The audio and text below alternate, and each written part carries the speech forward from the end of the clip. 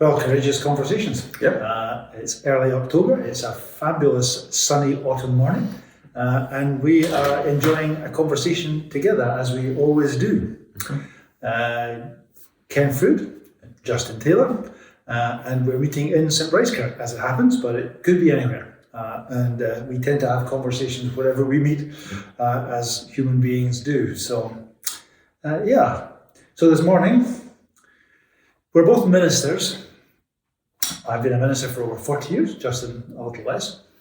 Not even a 10 for that. And we share a profession, we share a faith. Essentially, of course, we share a humanity and certain pressures or certain privileges of ministry. And I thought we might talk about the privileges and the pressures of ministry. Not because we are unique or special, but because they might represent something that lots of people share. So Justin, a privilege of ministry. You are parish minister and you have certain privileges. What do you consider these to be? There's a lot I could go straight off the bat about privileges of ministry, but I think I'll start with the very first one I came into contact with, and that's the people I get to minister to. I absolutely adore the people that I'm a minister to, and it's because we share a mutual humanity. I'm not better than them. I'm not anything, but we are, for lack of a better term, friends trying to work it out together. And I just get to be part of the journey. I get to be part of this section of their journey. And I find that an incredible privilege that people trust me enough to want me, a very young and naive 37-year-old, to minister to them. And I find it an absolute privilege that we get to walk on this journey together. So when you say minister to them, what kind of thing are you talking about? What does that mean in practice? Well, traditionally, I think minister was an authority figure that would tell people what to do. The way even our churches are set up, they set up like lecture rooms. Traditionally, they set up like lecture rooms where you sit in a line with someone in the front and they tell you what to do and you take notes. But more and more, my idea of ministry is to remind people of their value in God's eyes. Is to tell them that they are loved and they are important and that they can take risks. More and more, it's less about telling them how bad they are, which I've never done because I don't believe that they're inherently bad, but more and more it's becoming about just affirming their inner worth, and in so doing, that inner worth gives them an opportunity to experience life in all its fullness, as Jesus would put it. Okay, so I started here when I was 28, going on 29, and I can fully connect with all that you've said in the sense that I remember an elderly. No, she wasn't elderly at the time. Sorry, an older lady in the congregation saying to me after a sermon, "How do you know that stuff? How?" And I can remember it was just a simple illustration. I was talking about, goodness knows what point I was trying to make. I was talking about being at a football or a rugby match as a boy, and you can't quite see over the crowd. This is where everybody was standing on the terraces, and how boys would stand on beer cans in order to be able to see. Now, it must have been some illustration about Zacchaeus or something not being able to see Jesus. I can't remember what it was. But she said, "How do you know that? How do you?" And I thought, well, I don't know. I just reflect on life a little bit, and we can only reflect on our own experience of life. But in her eyes, I was providing something which I think she felt was slightly surprising for somebody of my age. Now, I'm sure that didn't last. I'm sure she might have become disillusioned in time.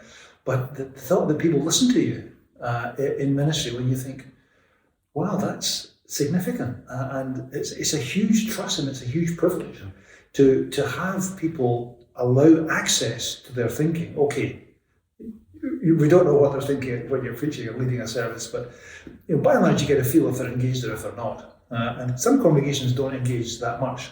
and maybe that's just the experience that they've had. But if you can have people who are engaged and you're giving them something which is engaging, then it's a huge privilege, and you just think, wow, there's an enormous blessing in that. Yeah, I see ministry, or even a sermon on a Sunday, is like being an artist. Mm-hmm. It's like you pour your heart and soul into this picture. You paint with colors. You paint a picture, and then you let other people observe the process, and they get to interpret it in their own ways. They see things you maybe didn't think of. They engage, but inherently, there's a piece of you in that painting, and so you're incredibly vulnerable as you share this picture that you're creating.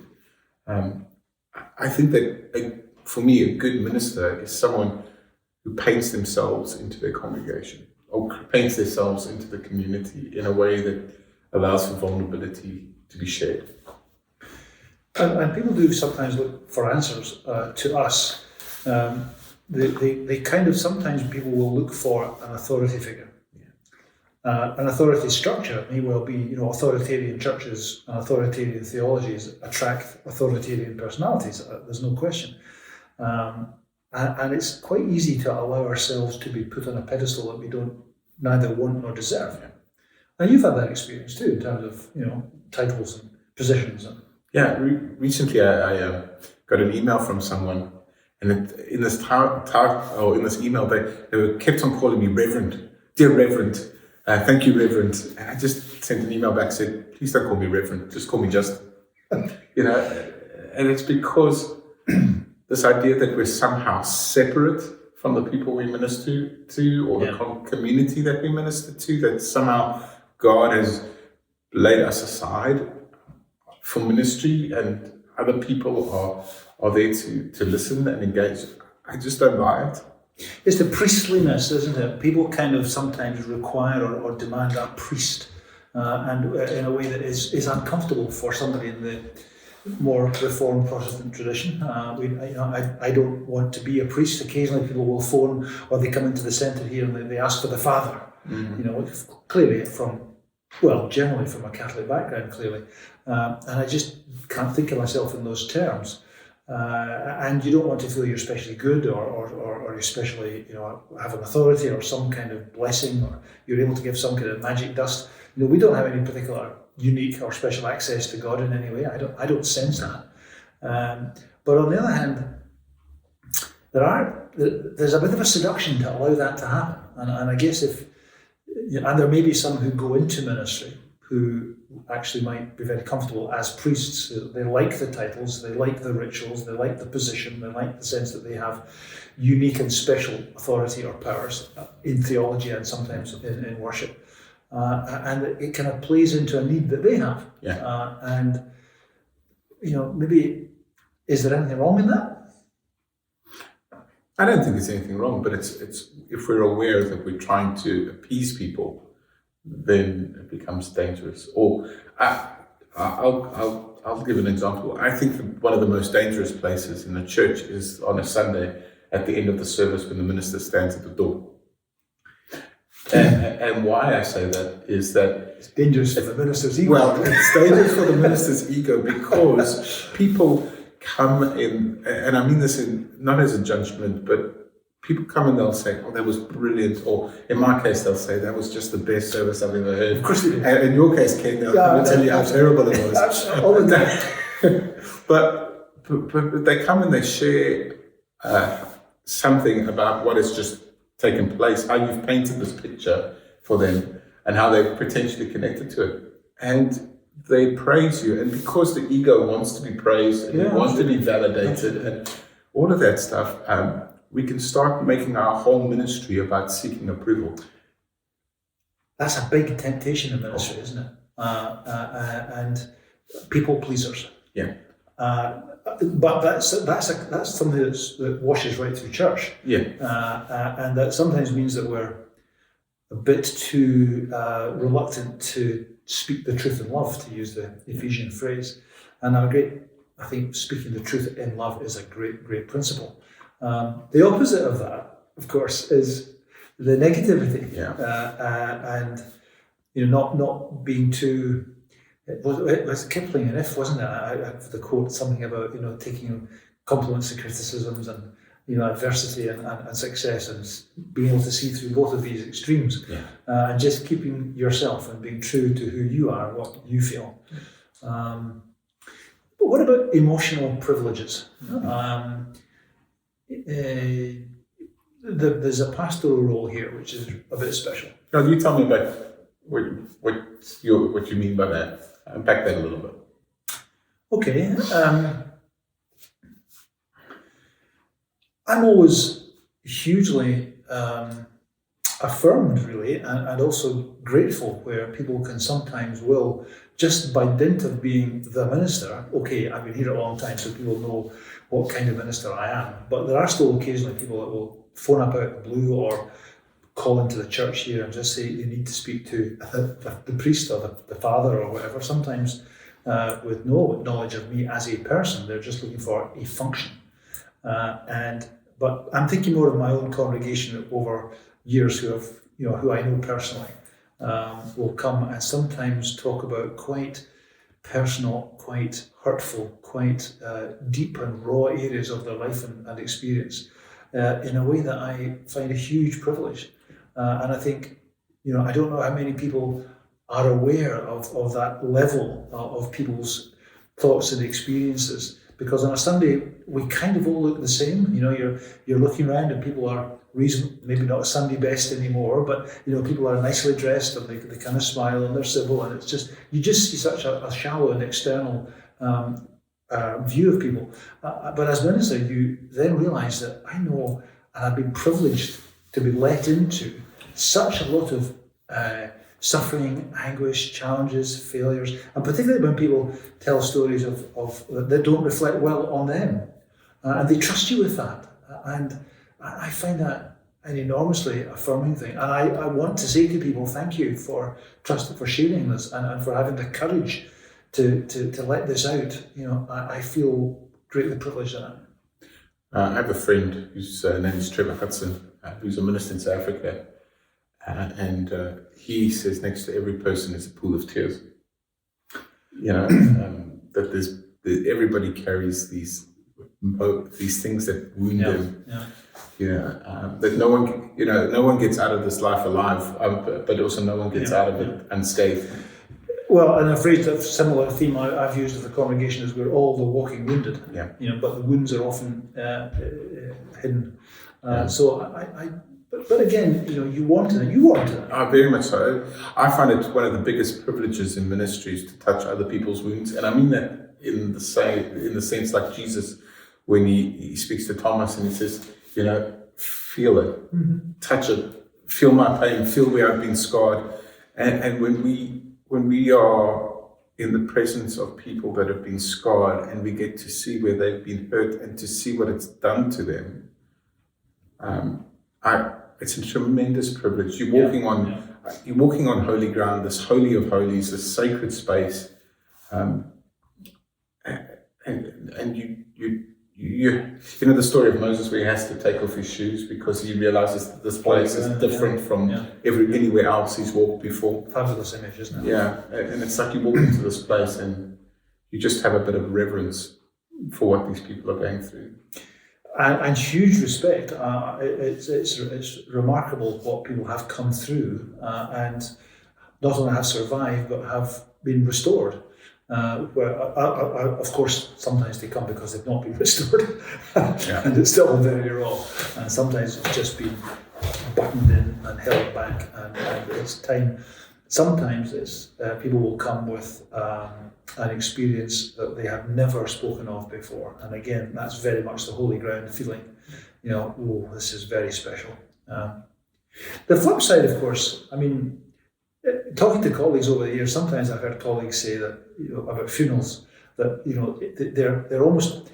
they're so clear in their role, they know what they're needed, they've got this very defined place and purpose, and they feel quite fulfilled in that. And quite a lot of ministers will say, and it sounds perverse, doesn't it, that they quite enjoy funerals. Now, obviously there can be far too many of them, and clearly some of them are just heartbreaking. So there's a cost in that.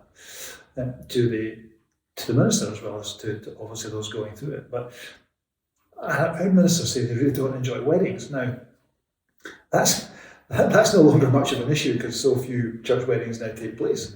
And at one stage I had 15, 20 weddings a year, and now it's down to just 2 or 3. But at one stage it was very much part of the job. Every summer, weekend after weekend, just wedding. I loved that. And when a young couple would come, first of all, I've probably never seen them before. Maybe they were at the school when I was the chaplain or some kind of connection. Or my mother was baptised here or something. Pretty tenuous connection. But I'm meeting a young couple, or indeed an older couple, who are in love, and they want to plan their lives together. And they want to be married, and I always just kind of lit up to that. I said, "How did you meet? And what was it like? And what about your own background? And just talking about their families and their upbringing." And it's amazing what meaningful conversations I had, and it was a joyful occasion, and the privilege of being with people with a birth and with a baptism, and the trans you've been through, your recent parenthood. It's the most transformative experience of life, and to be close to somebody and to be allowed in to be part of that is just a huge joy, isn't it? And it's a bit of a mystery. I like the mystery of weddings.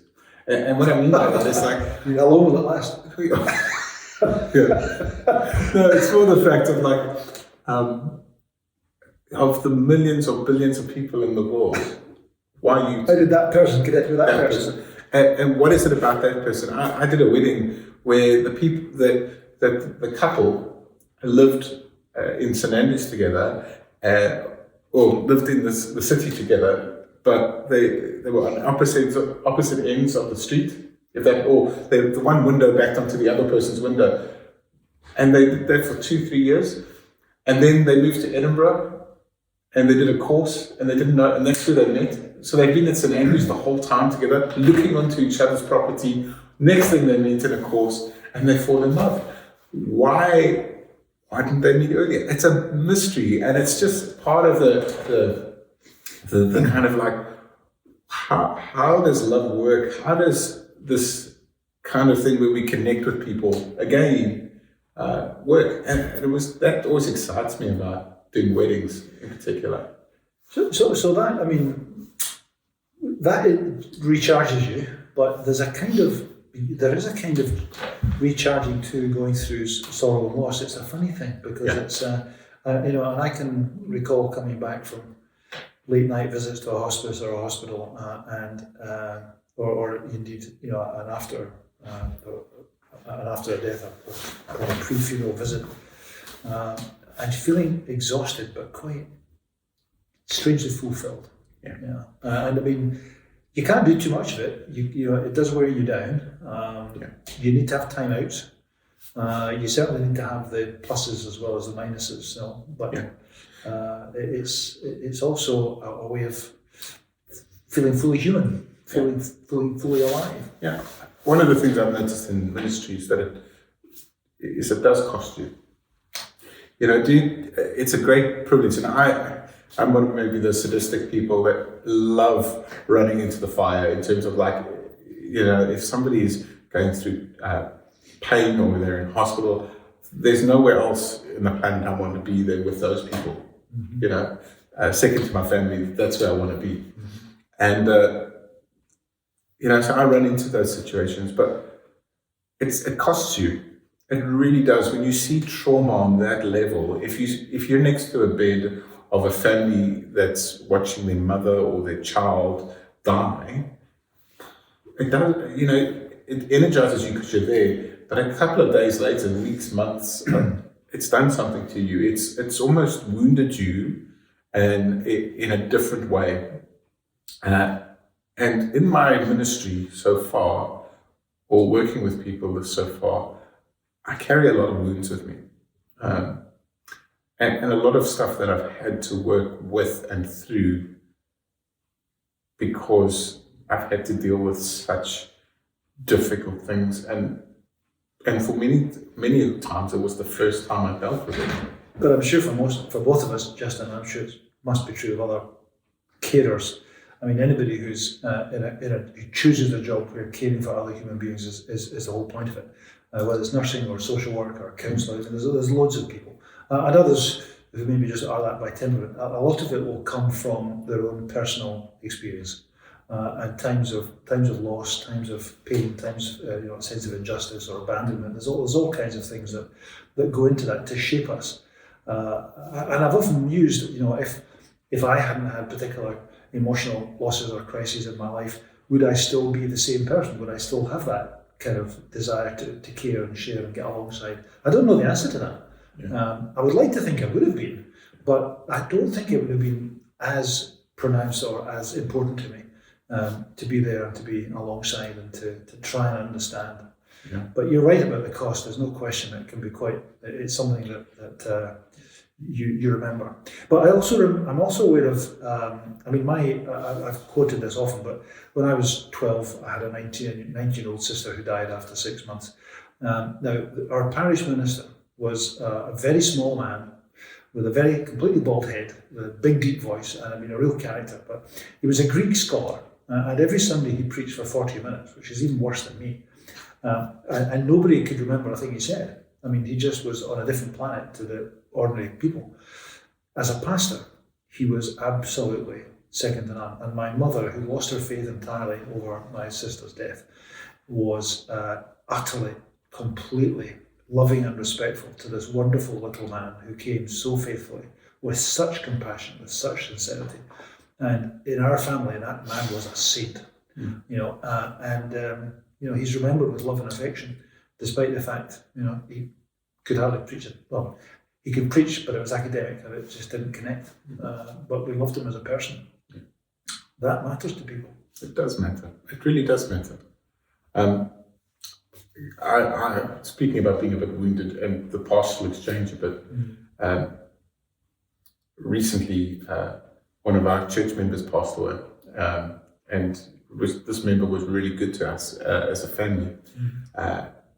And I had to do this person's funeral, and it wounded me, and I still carry the wounds of that. Yeah.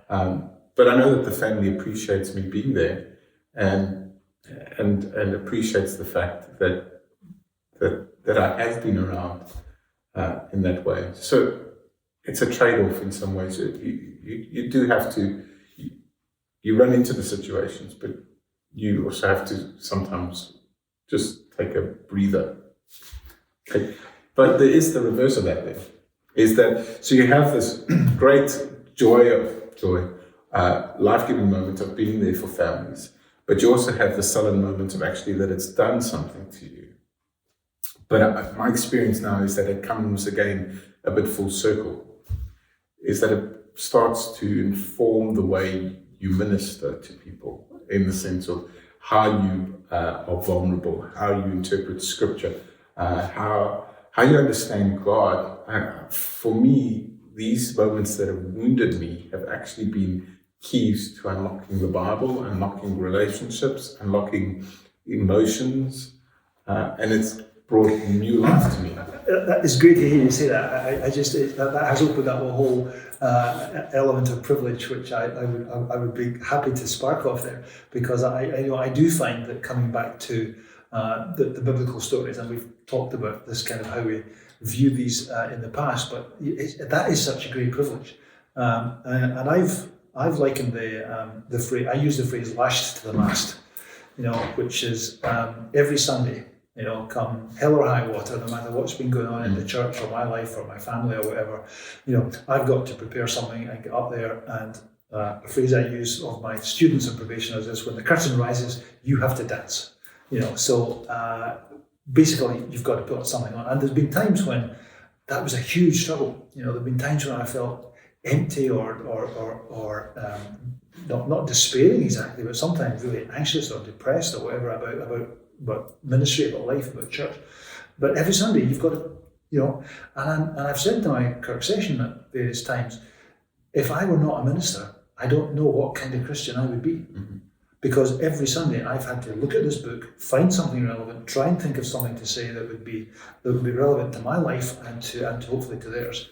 And it means that you've no choice in the storm. You can't get away. You're there. Yeah. Get on with it, and that's been tough, but it's actually also been quite a privilege. And coming back to great old stories that constantly seem to surprise, even though I've been digging into them many times over the years. It's a huge privilege. And it does something also because it's a circle. When you come to your next pastoral experience as well with people, I think you're more empathetic. You can sort of put yourself into their shoes. And I'll give an example of this. I've done multiple funerals since I arrived in Kirkcaldy. And last year, many people now talk about it openly. My mom died. And I walked in, when my mom had her stroke, I knew exactly what was happening. I knew my mom was on the downslope. Yeah. I knew, because I'd seen it in people, when they get this look, you know what's coming. Yeah. And because I knew it was coming, when it came to her eventually dying, I'd already been on a journey of acceptance.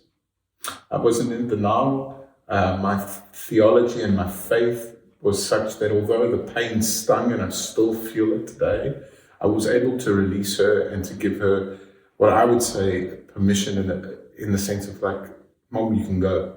Yeah. You can go. You don't have to hold on to.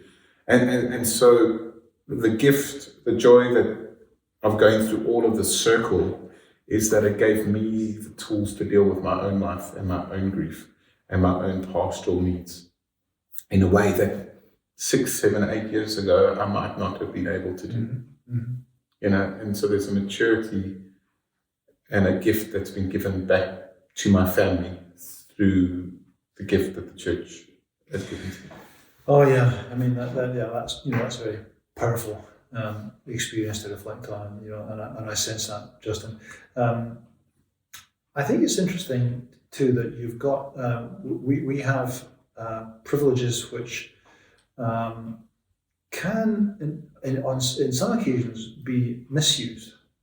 Yeah. Now we've got sad stories of, there are times when the idea of emotional and indeed physical intimacy can be used in a way that is unhealthy, and there is a sense of care to be exercised, that every church is full of human beings who are just vulnerable and sometimes flawed, and we have to be careful. Churches have to be careful. Ideally, a church is a safe place. It should be a place where people are emotionally, spiritually safe, physically safe, but it's not always the case. But I don't know if there's no guarantee, but that emotional openness is something which should also be extended to those who've been the casualties of church. And indeed, the casualties of certainty. There are times where I have had discussions with people who are more certain and more narrow in their faith than I am. And sometimes people who are absolutely certain of all the answers are not the best people to talk to others who are not certain. And when you're looking for the answers, sometimes somebody else's certainty is off-putting. Yeah. Yeah, and that's part of the balancing act, I think, of being a minister, is to know when to speak and when to shut up. Mm-hmm. And like in that case, is when to say this is what I think, and when to let other people discover what their own thoughts and own feelings on things. But also a lot of ministry lately for me has been mopping up the mistakes of other people, and the hurt, like you spoke about earlier, that other people have caused by not knowing when to keep quiet and to not knowing when, or not knowing when to speak up. So part of the kind of difficulty is that pull and tug of dealing with it. And the reality is that I'm going to hurt people too. I'm a flawed individual. Like, I don't get it right 100% of the time. I probably get it only right about 20% of the time. And we can't live up to everybody else's expectations of what we should do and what we should be. And there are times when you don't know about things. There are times when you've forgotten, even though you might have been told. There are times when it's actually not as much of a priority as certain people think it might be in terms of somebody's attention or somebody's issues. And yeah, there will always be people who will feel let down, I think. And we have to live with that to a degree. Yeah. But also to be aware that sometimes we get credit for things that we don't deserve credit for. And you say, well, thank you very much. That's very kind of you. And it's just nice to, you take it when it comes. I've certainly found that one of the privileges, apart from the emotional spectrum that we get access to, is just life experiences of people, and I found it interesting that different classes of people, different situations that we get into. That there's a kind of an experience where sometimes I would want to say to my congregation, maybe you don't know what's going on in this town. You don't realise what life is like for people in certain areas, and I've been keen to make sure that I don't get kind of stuck in a little ghetto, which is maybe a more middle class, comfortable kind of area where, people have all those personal problems and issues and worries, but sometimes life is quite different for people from a different class or a different background or different occupations and certain community groups that we get involved in. There's a range of different strata of society that we can have access to, which is maybe unusual. Because more or less a lot of people will live in the same group, the same class, the same background, can live in relatively restricted areas, and they think they know what's going on in the world, but it might be that they know less than they actually think they do. And that is a privilege. There is a weariness for people outside of the church now to trust ministers. Maybe 20, 30 years ago, ministers still had the we can speak to them, but the ring of confidence. Yeah, the ring of fire.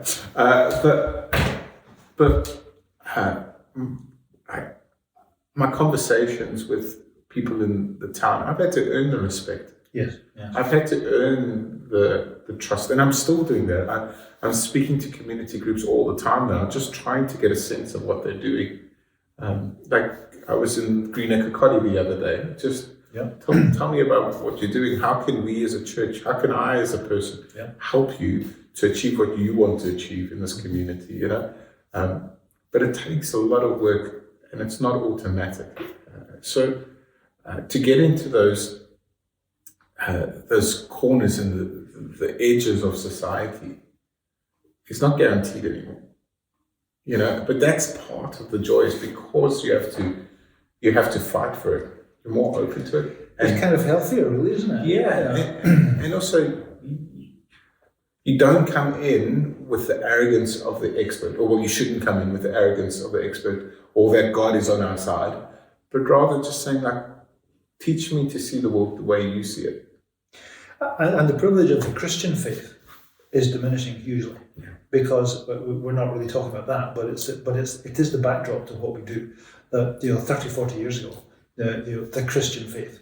We had Christian representatives on council and council committees. We had the kirking of the council, as it was called, with services to do with the Christianizing or the apparent Christian integrity of the democracy and of civil society, and that's really gone. Yeah. So there are certain things that, and maybe they weren't healthy in the first place, because as you say, privilege really ought to be earned.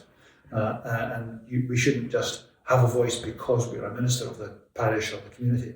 We should have a voice because we have something worth saying. And again, the whole thing, I think for me, the whole thing from start to end is a privilege.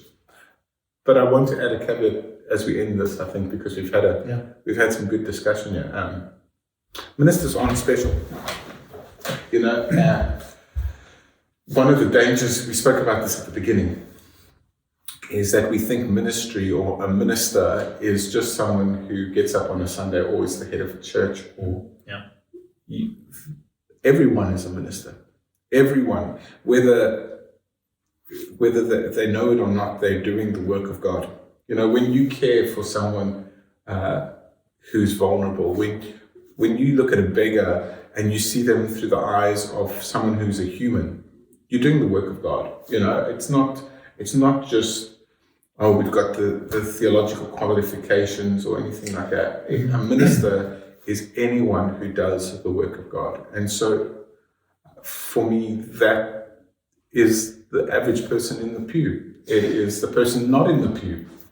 Which one was the neighbour to the man who fell among thieves? You know, and the question wasn't what did he believe. The question is, you know, does he care? Yeah.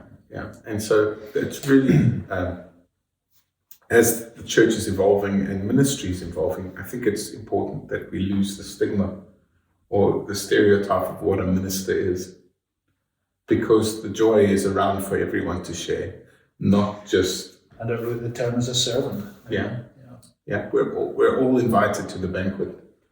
And a lot of what we've talked about might well be things that other people can and should experience. Yeah. It's not unique to what we do, but we still have a pretty good package of privileges. Definitely.